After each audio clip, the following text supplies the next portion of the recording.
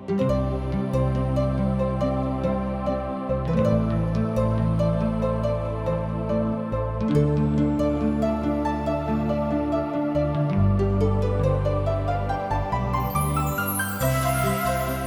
से प्रसारित जिंदगी की राह कार्यक्रम में आप सबका हार्दिक स्वागत बा।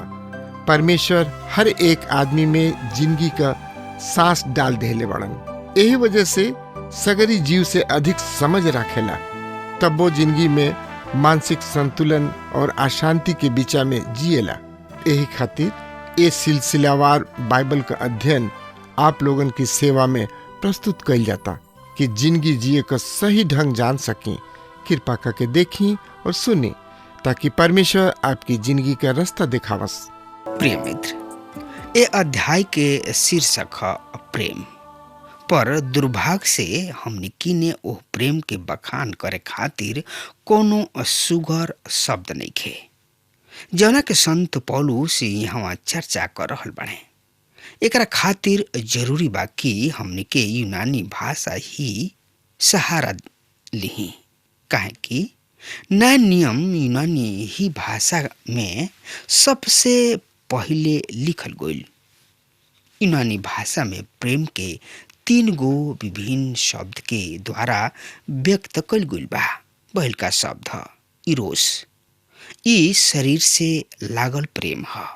एकरा के साफ साफ शब्द में कहल जाए ई काम वासना है। इस शब्द नया नियम में कतही प्रयोग नहीं के कल गईल। आजकल के युग जमाना में ई अधिक प्रचलित बा, जकरा के रउआ सिनेमा घरन में, गर्दिश में और कतही कतही सड़कन पर भी देख सकतानी। ये प्रेम के खातिर गुप्त स्थान और अंधकार अधिक उपयुक्त बा। ई एगो शारीरिक प्रेम है। ई काम वासना है। दूसर का शब्द है फिलियो। ई एगो मानवीय प्रेम है। ई एगो उच्च स्तर के प्रेम है। एकरा के रुआ भाईचारा के प्रेम कह सकतानी। तीसर का शब्द है अगापे। ई आध्यात्मिक अर्थात ईश्वरीय प्रेम के खातिर प्रयोग कइल गइल बा। ई परमेश्वर के परिभाषा है। नया नियम में यही शब्द के प्रयोग कइल गइल बा। यूनानी भाषा में हमनी के 3 शब्द भइल बा, फिलियो तथा अगापे। यहाँ हमनी के अगापे के विषय में अध्ययन करे के। प्रिय मित्र, हमनी के अध्याय के सुविधा से यह अध्याय के 3 भाग में बांट दिहल गइल बा। पहल का है 1 से 3 पद में प्रेम के सबसे कीमती यानी कि सबसे सर्वश्रेष्ठ मूल्य यानी कि कीमत। दूसरा का है 4 से 7 पद में प्रेम के विशेष अधिकार सद्गुण।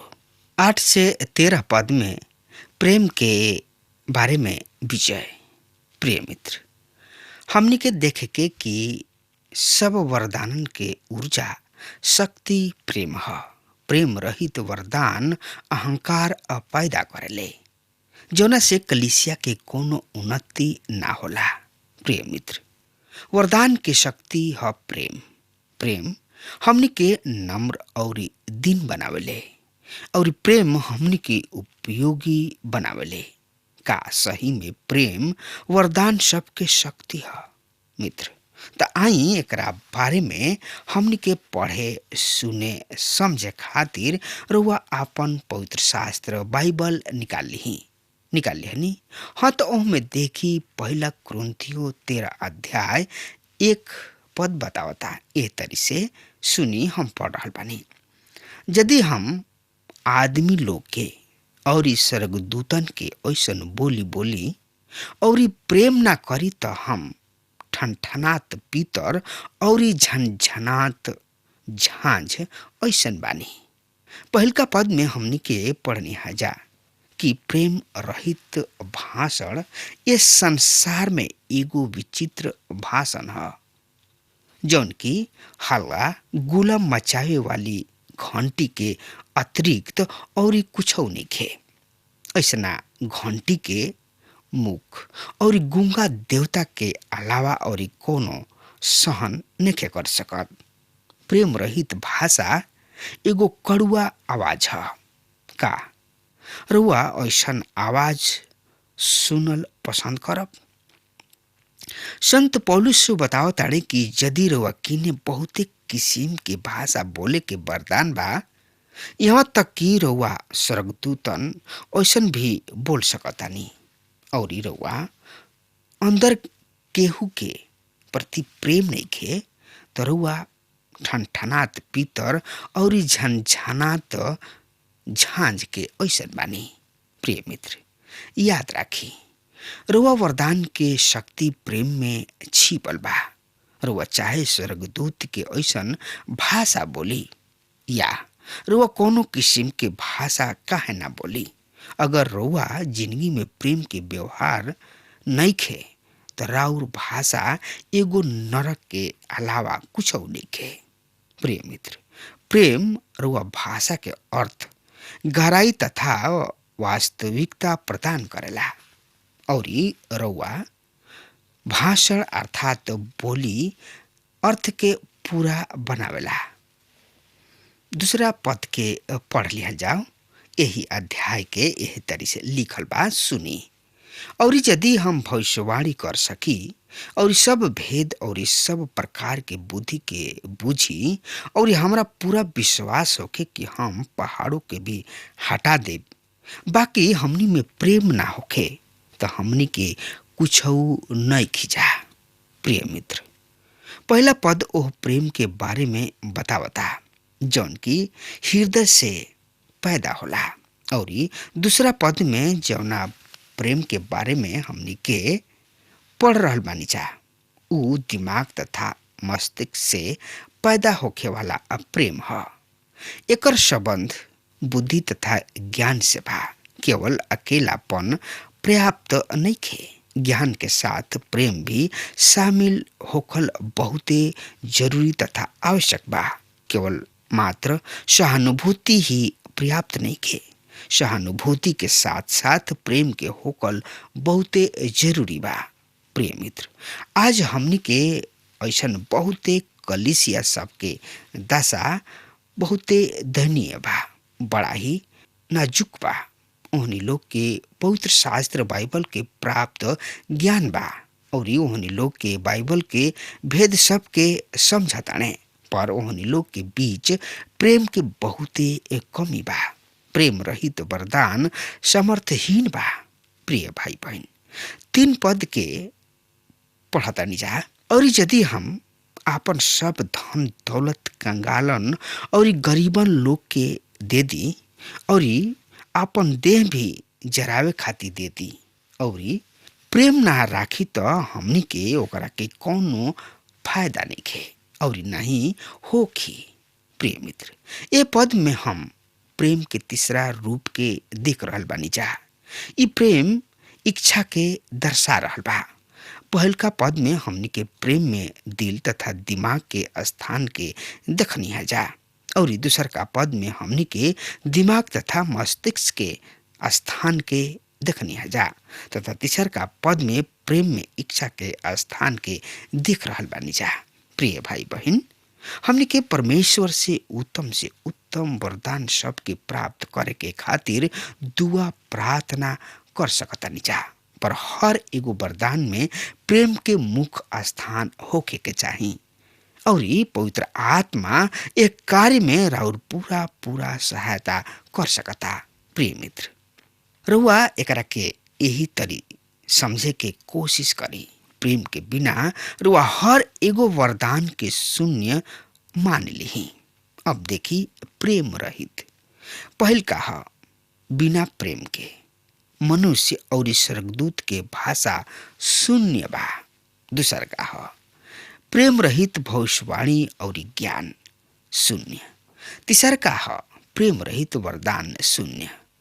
चौथ कहा, प्रेम रहित शहादत अर्थात आत्म बलिदान शून्य।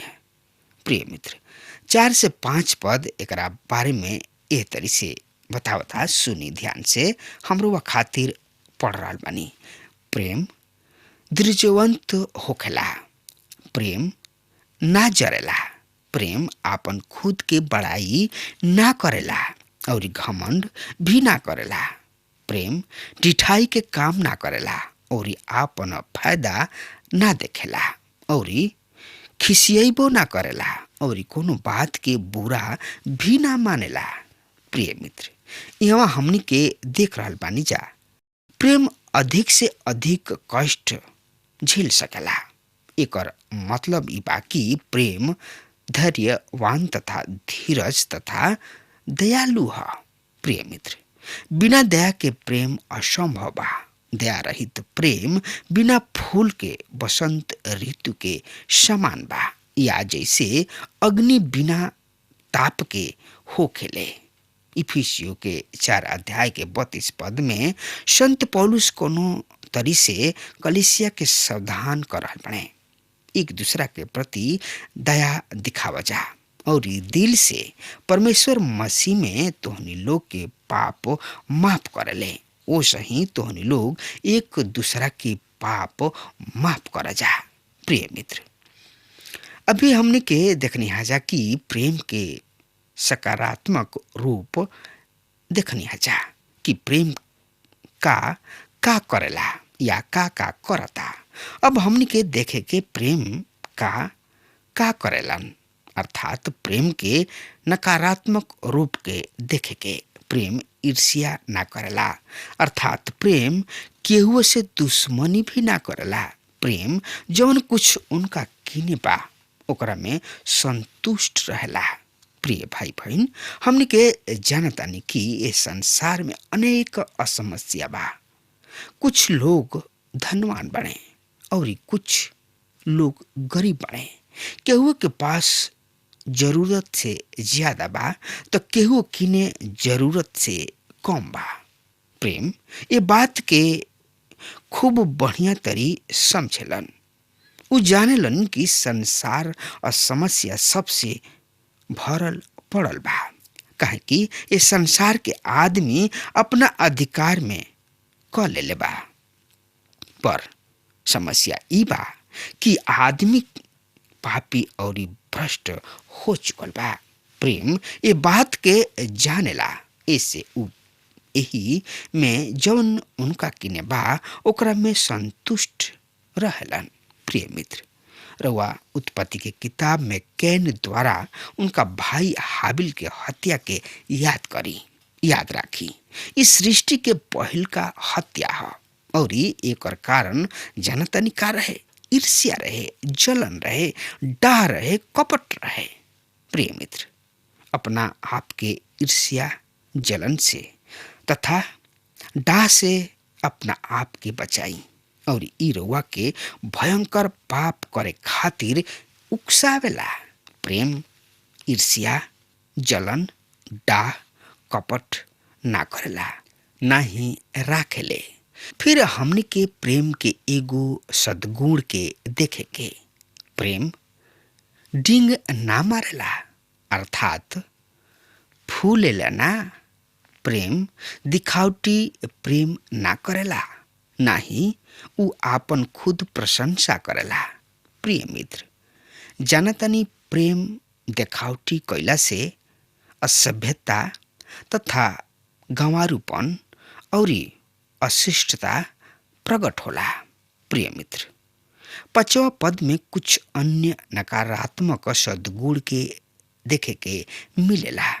प्रेम अशोभनीय या अनुचित व्यवहार ना करेला। संत पतरस अपना पत्री में विश्वासी जन के अपना समस्या में विशिष्टता दर्शावे के चाहिए। हमने के अपना व्यवहार में नम्र बने के जरूरत बा। प्रेम अशोभनीय काम ना करे। प्रेम अपना भलाई ना खोजेला। यदि ई प्रेम के सद्गुण ह त हमार भाई बहनी लोग, हमने के अपना आप के गंभीरता से जांचे के जरूरत बा। का हम और रउआ दूसरा सबके भलाई खातिर कार्य कर रहल बानी? कि हमनी के सेवा के उद्देश्य अर्थात अभिप्राय का बा। प्रिय भाई बहन, सेवा के रहस्य है प्रेम। प्रेम के सरलता से उत्तेजित नइखे कइल जा सकत। प्रेम कोनो बात पर झुलाला ना। प्रेम शांत झील जैसन है। प्रिय मित्र, हमन के बात बात पर झुलाई न जा और उत्तेजित होखल हमनी में से ऐसन बहुते लोगन के आदत बन गइल बा। याद राखी, प्रेम कबहुओ झुलाला ना। प्रेम बड़ाई के हिसाब ना करेला, पर हमनी के दनीय कलिसिया में तथा हमनी के परिवारन में ई बुराई के घर बनेला। हमनी के बुराई के अतिरिक्त और कोनो बात के लेखा ना रखेला। प्रिय मित्र, कोनो आदमी रुआ साथ या रुआ के 10 गो या रुआ संगे 10 गो भलाई कोइले होखे और ये खाली भलाई करे में चूक गइल होखे, तो रउआ जल्दी ही ओ 10 भलाई के भुला के ओकरा एगो बुराई के पकड़ ले कि हमरा साथे ऐसन कइले बा और ओकरा के जड़ से पकड़ ले रहब और ओकरा से राउर रिश्ता खत्म हो जाई।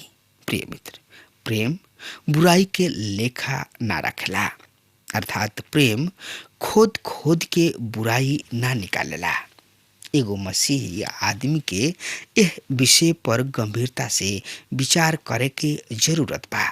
यदि रउआ भीतर परमेश्वर के प्रेम अर्थात अगापे नइखे, तो अभी रउआ परमेश्वर के जन कहलाए के जोग नइखी, काहे कि परमेश्वर प्रेम हमें। 6 पद। ए पद में हमनी के प्रेम के नकारात्मक तथा सकारात्मक दुगो ही स्वरूप के देख रहल बानी जा। प्रेम दुष्टता और अन्याय से प्रसन्न तथा खुश ना होला, पर सत्य से आनंदित होला। प्रिय भाई बहन, रुआ दिल के कौना बात से खुश होला या रुआ कौना बात से खुश और आनंदित होखिना, भलाई में या बुराई में? का रउआ ओकरा से जौन की रउआ से दुश्मनी रखेला ओकरा बारे में बुरा समाचार सुन के आनंदित हो कि ना, या रुआ अपना दुश्मन के कष्ट में देख के दुखी हो कि ना? प्रभु यीशु मसीह कलीसिया के सिर हमें और मसीही लोग उनके अनुयायी कहला ले। उन लोग कहले कि अपना दुश्मन के यदि उ भूखा बाणे तो ओकरा के खाना खियाव, पियासल बाणे तो ओकरा के पानी पियाव। प्रिय मित्र, अगर हमार बात रुआ सुन रहल बानी तो आजुए यही घरे एक दूसरा से प्रेम करी, झगड़ा लड़ाई के भूला जाई और ओकरा से प्रेम के साथ व्यवहार करें, काहे कि रउआ प्रभु परमेश्वर के जन हैं, प्रभु परमेश्वर के लोग हैं, प्रभु परमेश्वर के चुनल अलग कइल गइल रउआ आदमी हैं। ऐसे रउआ एक दूसरा के साथ प्रेम करी, एक दूसरा के साथ रउआ दुख में मदद करी। जे खाना नहीं के खैले ओकरा के खाना खियाई, जे प्यासल होखे ओकरा के पानी पियाई, जरा किने कपड़ा निके ओकरा किने के कपड़ा दी। प्रिय मित्र, इहे प्रभु के लोगन के काम है। संसार के काम तो बहुत किस्म के बा, लेकिन प्रभु परमेश्वर के काम इहे है, एक दूसरा से प्रेम, दुख सुख में सहायता, मदद कइल। प्रिय मित्र, अब हमार समय खत्म हो रहा बा, तब तक खातिर रुआ हमरा के आज्ञा दही। परमेश्वर रुआ के बहुते बहुते आशीष देस। आमीन। हमके विश्वास बा कि ई कार्यक्रम आप सब खातिर फायदेमंद सिद्ध भइल हुई। हम चाहतनी कि आप सब अपन अपन आशीष हमरों से बांटी। अगर आप सबके लगे बाइबल से चाहे आपकी निजी जिंदगी से कोनो सवाल हो होके, चाहे क्यों न समस्या खातिर प्रार्थना करावे चाहतनी, तो हमारी फोन नंबर पर जरूर संपर्क करें। परमेश्वर आप सबके बहुत आशीष प्रदान करें और आज का दिन आप खातिर सुखद बनावे।